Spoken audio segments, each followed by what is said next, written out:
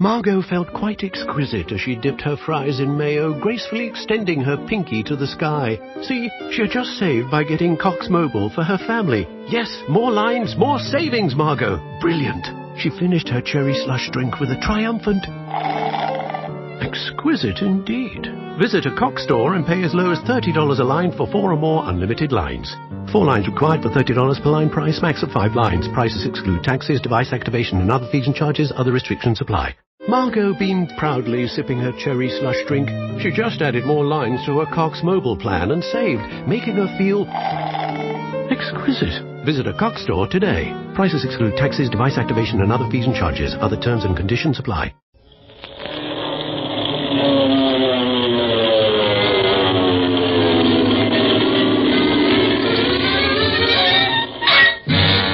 Speed Gibson of the International Secret Police.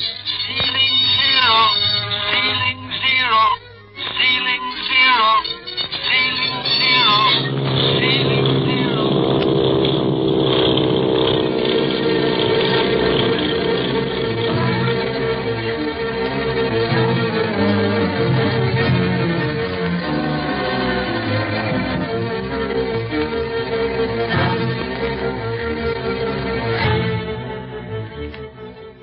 The smuggling activities of that genius of evil, the Octopus, have brought Speed Gibson, his uncle, Clint Barlow, and Barney Dunlap, all members of the International Secret Police, to Hong Kong, China, to end the criminal's career once and for all. The boys have been invited to dine with Dr. Kingsley on their first evening in Hong Kong. Clint has planned to ask the doctor what he knows of the neighborhood indicated on the map that Marcia Winfield's brother sent her. Another member of the party rouses his suspicion, however. Mr. Wu, a high-caste Chinese who, in reality, is a member of the Octopus band. Clint's uncanny intuition holds him silent before the man, and then, while they are all looking at a Chinese gong, a knife flies through the window, and Clint, wounded, falls to the floor. We find Speed, Barney, and Mr. Wu anxiously watching as Dr. Kingsley finishes bandaging Clint. There you are, Barlow. How does that feel? Well as any knife wound can feel after a good doctor's taken care of it, Dr. Kingsley. You were lucky. That knife was aimed for your heart. And would have found it if you hadn't shoved me aside. Sure would, Clint. It cuts in the arm just about at your heart level. And I can thank you for saving my life, Doctor. An eye for an eye, a tooth for a tooth, a life for a life. Master Gibson saved the life of the doctor's small daughter. The doctor saved the life of Mr. Barlow. In the eyes of the Chinese, the debt is paid. I'd give anything to know who did that. My servants are searching the ground. Don't think it'll do much good, Doc. That knife-throwing act smacks of the Octopus, and you never find anybody who done anything when the smoke's cleared away. You were near that window when it happened, Barney. Didn't you see anything? Wouldn't I have yipped if I had? I was admiring the window itself, not looking through it. Ah, yes, the Chinese moon window, large and round, so as to let as much of the moonlight in as possible. A charming legend is written about the moon window. If you'll pardon me, Mr. Wu, I'm more interested in the legend about this dragon knife than in that of the moon window right now. Quite so. The dragon knife was once only the property of royalty. The old empress, Tutsi, born Lan Kui, had several. Her favorite was made of pure gold, studded with pink jade and diamonds. Well, the Boxer Rebellion did away with the old empress and her autocracy. Yes. But the dragon knives live on. They are only used on those of high standing. Oh, you take it as a compliment to be punctured with one of those sabers, huh? In a way, yes.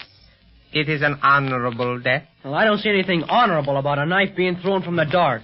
I think the Octopus and his gang are nothing but a bunch of cowards. You're right, Speed, and if that knife had been poisoned, as they so often are, that scratch on the arm would have been the end of your uncle. It was almost the end of Miss Marcia.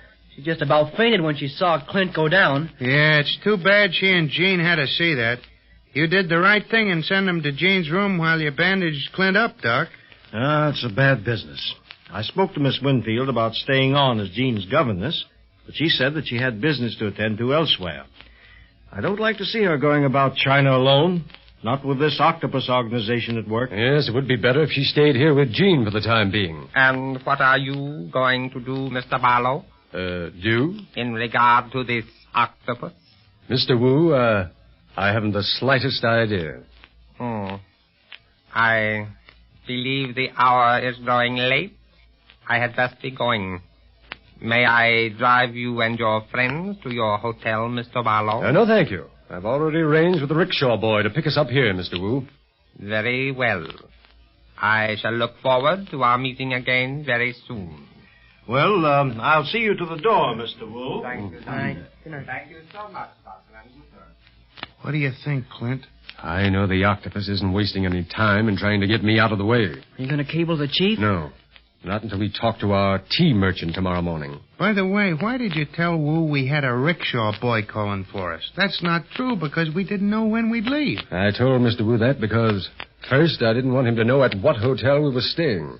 Second, I wanted some time alone with the doctor. And third, we're not going to the hotel tonight. We're going to stay right here. Here? That don't make sense. More sense than you can get through your thick head, old pal.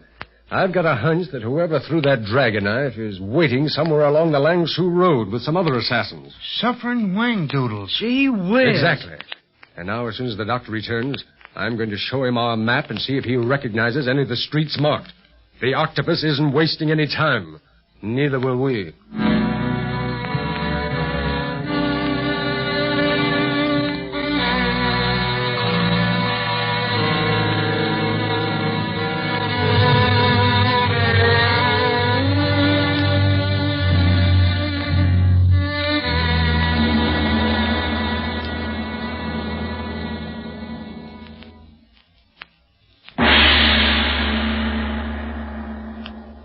Quan Wu, Yes, Master.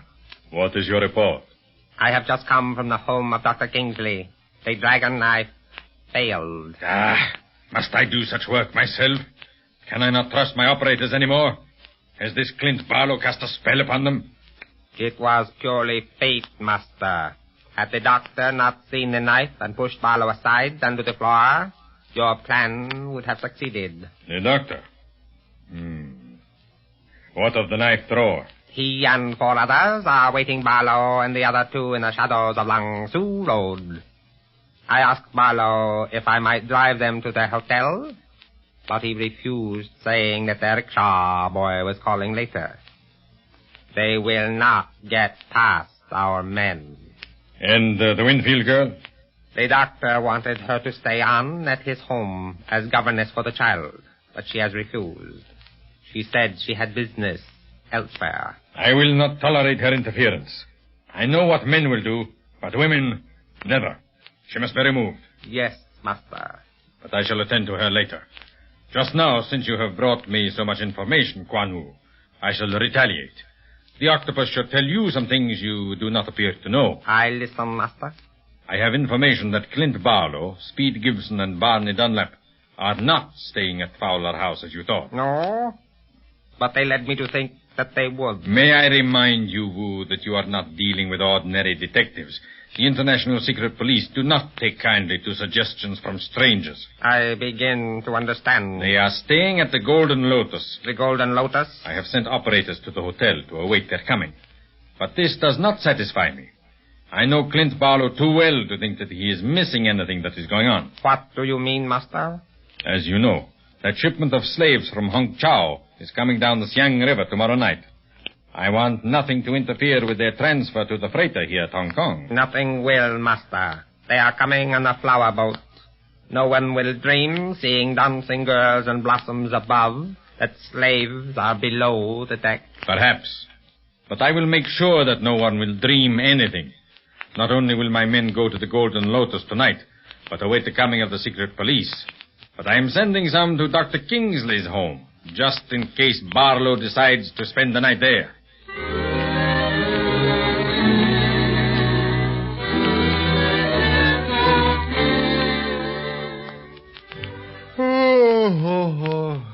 Gee, I've looked so long at that map that I don't know if it's a map of Hong Kong or New York. Well, I think we've done about all we can on it, Mr. Barlow. The street names that I've listed for you are mostly guesswork, but then, of course, sometimes a guess turns out to be right. Yes, I appreciate your help, Doctor, and I must ask you to keep silent about what we've just discussed. Well, of course. How's your arm? Oh, it aches a bit, but that's only natural. Won't keep you awake, will it, Clint? I should say not. We've had a big day today. Nothing short of the house falling down could wake me up. Don't say that too loud. You might give the octopus ideas. Well, I believe you're as safe here as you would be any place. The Octopus couldn't possibly know that you've decided to spend the night here. Well, we're very grateful to you for allowing us to stay, Doctor. Well, on the other hand, it is I who am grateful. Your presence guarantees the safety of my daughter and Miss Winfield. Oh, well, let's put that map away and get some shut-eye, huh? I'm out on my feet. Me too. You want this map of the city too, Barney? Yeah, if I can have it, Doc. By all means. I'll show you to your rooms now. Oh, thank you. Oh, by the way, Doctor, have you any sort of protection around this house? Burglar alarms or something similar? No, I haven't, Barlow. I never felt any need for them. Just me and the servants here. Yeah, but now your daughter's here, too. Yeah, Doc, so long as this Octopus guy's around, I wouldn't take any chances. Good heavens, do you think... Doctor, you're an important man in Hong Kong. You may actually see and speak with the Octopus every day. You may be in his way since you're honest. Has he ever sought to contact you? No. But he may be watching your every move. His eyes are those of his spies. If he should ever want you to shut your eyes to something crooked, or want you to do something for him, he may force you to bow to his will through your daughter. Well, he wouldn't dare. I'm in the diplomatic service. I have full protection from the government, and the added protection of being an American citizen. The Octopus recognizes no boundaries, Dr. Kingsley. The world is his chessboard, and those who stand in his way are pawns and kings to be moved as he wishes. Yeah, but his game is a lot rougher than chess. Hey, where you going, Speed? Just over here to the moon window, Barney. I want to take another look at it. Oh, look at it tomorrow, kid. Let's go to bed now. If I stay up much longer, I'll fall asleep right here. Okay, just a second. Your arm isn't bothering you any, Clint, is it? Oh, no. Feels great, Doctor. Clint and me look like we're fresh out of the hospital. Him with his arm bandaged and me with a black eye. If I hadn't had my credential papers in order, they never would have let me land at any of the ports. Said I looked like a desperate character. Barney. What is it, Speed? There's someone prowling around in the garden. I could just make out 3 guys, and I think there are more. Someone in the garden? Would they be your servants, Doc? Why, no. They were in the garden searching for Clint's assailant. But they came in some time ago. You didn't let on you'd seen anything, did you, Speed? No. I pretended to be looking at the window itself, and not out in the garden. Good boy. Now, Doctor, let us act as we normally would under the circumstances. Keep on laughing and talking. Switch off the lights as if you were about to show us to our rooms. We must pretend that we don't know we're being watched. But why? Who can that be in the garden? The Octopus Gang. Doctor, your house is surrounded.